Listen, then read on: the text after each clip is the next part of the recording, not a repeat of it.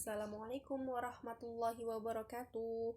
Apa kabar semuanya? Semoga semuanya dalam keadaan baik dan selalu dijaga oleh Allah Subhanahu wa Ta'ala. Nah, hari ini kita akan membahas tentang bab sholat. Bersama saya Dias Kurniasih Fajri, NIM 2619048. Alangkah baiknya kita berdoa terlebih dahulu. Doanya yaitu doa agar ditambahkan ilmu. Rabbi zidni ilman warzuqni fahma.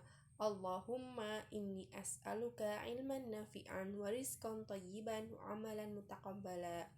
Dengan doa itu kita harap agar apa yang kita pelajari ini bisa bermanfaat nantinya. Pertama, langsung ke materi saja ya. Yang pertama itu adalah pengertian sholat. Pastinya semua orang Islam tahu dong sholat itu apa. Ya, yang biasa kita kerjakan sehari-hari. Sehari semalam ada 5 waktu sholat wajib ya. Yang pertama ada subuh 2 rakaat, zuhur 4 rakaat, asar 4 rakaat, maghrib 3 rakaat, dan isya 4 rakaat. Apa sih pengertian sholat itu? Ya, sholat adalah rukun Islam yang kedua, dan ia merupakan rukun yang sangat ditekankan atau utama sesudah 2 kalimat syahadat. Telah disyariatkan sebagaimana sesempurna dan sebaik-baiknya ibadah. Sholat ini mencakup berbagai macam ibadah, seperti zikir kepada Allah, tilawah kitabullah, berdiri menghadap Allah, ruku, sujud, doa, tasbih, dan takbir. Sholat merupakan pokok utama macam ibadah badaniyah, yaitu raga kita. Selanjutnya, terdapat sejumlah hadis berkenaan dengan keutamaan dan wajibnya sholat bagi perorangan seorang muslim. Hukum fardunya sangat dikenal di dalam agama Islam. Barang siapa yang mengingkari sholat, ia telah murtad dari agama Islam. Ia dituntut untuk bertaubat. Jika tidak bertaubat, ia harus dihukum mati menurut ijma kaum muslimin. Ngeri banget kan? Makanya kita harus sholat. Dasar hukum sholat, ada beberapa yang ada di dalam Al-Quran yang saya temukan. Yang pertama, ada surat An-Nisa ayat ke-103.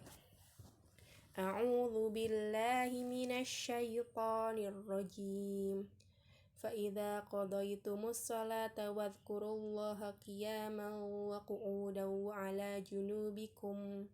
Fa'idza ma'nantum fa'aqimus sholah. Inna sholata kanat 'alal mu'minina kitaban mawquta. Artinya, maka apabila kamu menyelesaikan sholatmu, ingatlah Allah di waktu berdiri, di waktu duduk, di waktu berbaring. Kemudian apabila kamu telah merasa aman, maka dirikanlah sholat itu sebagaimana biasa. Sesungguhnya sholat itu adalah fardu yang ditentukan waktunya atas orang-orang yang beriman. Yang kedua ada surat Al-Baqarah ayat ke-239. A'udzu billahi minasyaitonir rajim.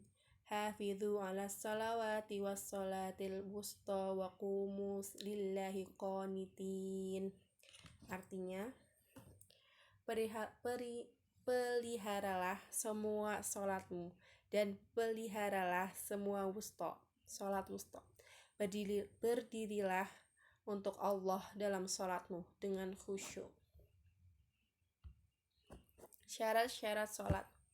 Syarat sholat adalah sesuatu yang jika mampu dilaksanakan tergantung kepadanya keabsahan sholat. Syarat-syarat wajib sholat. Pertama, muslim. Iya, sholat itu harus orang muslim, berakal, berarti tidak gila, balik, sudah mencapai usia yang dewasa atau balik. Terus selanjutnya ada syarat sahnya sholat. Yang pertama ada waktunya telah tiba, seperti waktu sholat zuhur sekitar jam 12, sholat asar sekitar jam 3, suci dari hadas besar dan hadas kecil, suci badan, pakaian, tempat dari najis. Suci badan Kita harus berwudu dulu sebelum sholat. Pakaiannya harus kita menggunakan pakaian terbaik karena kita mau menghadap kepada Allah dengan dan tempat yang suci dari najis. Menutup aurat. Nah, menutup aurat ini berbeda antara laki-laki dan perempuan. Kalau laki-laki itu dari pusar sampai ke lututnya, jika perempuan itu tertutup kecuali telapak tangan dan muka. Ya, betul. Yang selanjutnya adalah menghadap kiblat.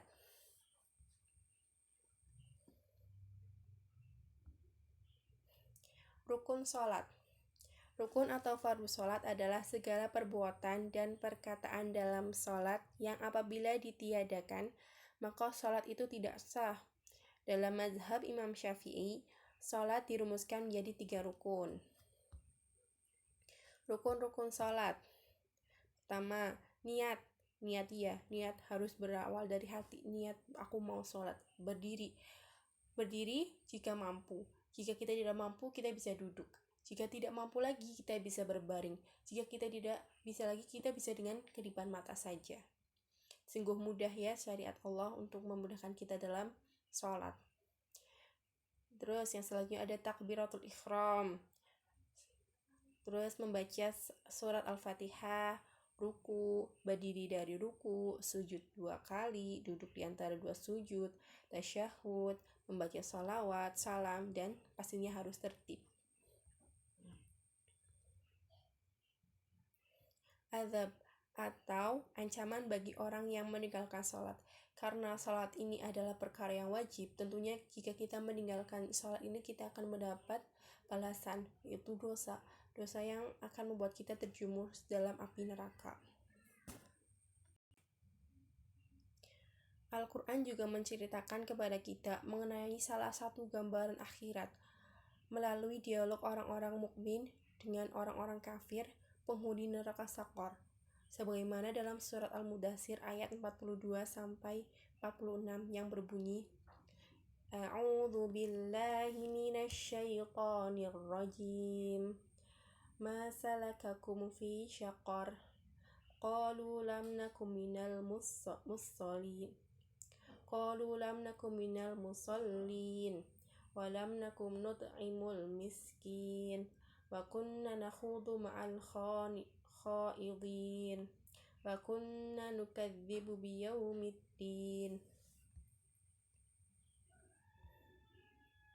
Artinya, apa yang memasukkan kamu ke dalam Sakor?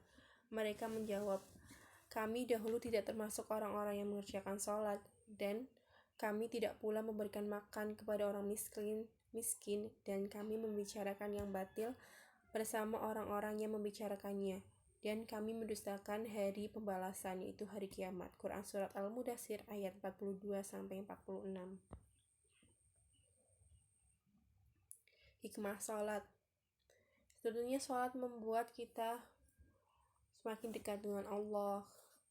Di antara hikmah diwajibnya sholat, bahwa sholat itu membersihkan jiwa, menyucikannya, mengkondisi seorang hamba untuk munajat kepada Allah Jalla Jalaluhu di dunia dan berdekatan dengannya di akhirat, serta melarang pelakunya dari mengerjakan perbuatan keji dan kemungkaran.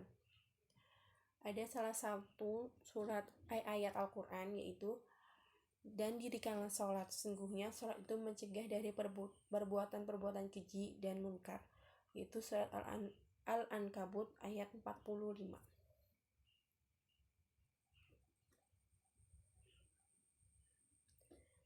Sholat merupakan tiang agama dan rukun Islam yang kedua.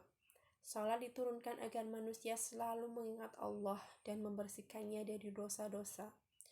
Menjalankan sholat akan mendapatkan pahala, jika meninggalkannya akan mendapatkan dosa. Sebagai seorang muslim, kita harus berlomba-lomba agar kita mendapat pahala dari Allah.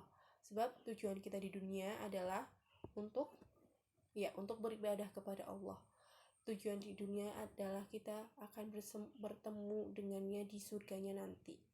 Semoga Allah meridhoi semua apa yang kita lakukan dan dan menerima apa yang sudah kita perbuat, yaitu perbuatan-perbuatan baik kita. Semoga dibalas dengan kebaikan. Amin ya rabbal alamin. Semoga bermanfaat ya teman-teman. Itu yang bisa saya sampaikan. Kurang lebihnya mohon maaf jika ada kesalahan. Saya mohon maaf karena kesempurnaan hanya milik Allah. Wassalamualaikum warahmatullahi wabarakatuh.